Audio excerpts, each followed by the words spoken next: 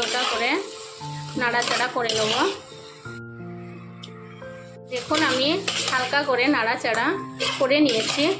এবার আমি এর মধ্যে পরিমাণ মতো পানি অ্যাড করব।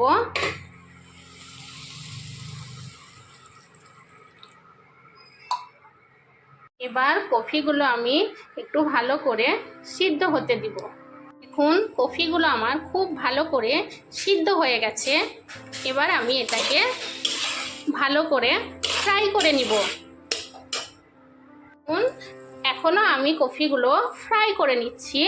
তো এবার এর মধ্যে আমি ডিমের ভুজিয়াগুলো অ্যাড করে দেব।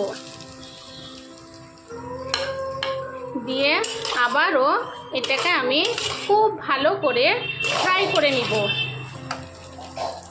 দেখুন কফিগুলো আমার খুব ভালো করে লাল লাল করে ফ্রাই করা হয়ে গেছে।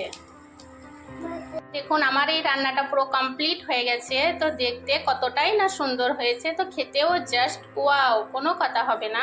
তো আমার এই রেসিপিটা আপনারাও অবশ্যই বাড়িতে একবার ট্রাই করে দেখবেন। আপনাদেরও খেতে খুবই খুবই ভালো লাগবে। আর কমেন্ট করে জানাবেন আপনাদের আমার এই রেসিপিটা কেমন লাগলো। আর আমার এই রেসিপি আপনাদের ভালো লাগলে আমার চ্যানেলটিকে প্লিজ প্লিজ প্লিজ সাবস্ক্রাইব করে দেবেন আর ছোট্ট করে একটা লাইক করে দেবেন। খুদা হাফেজ।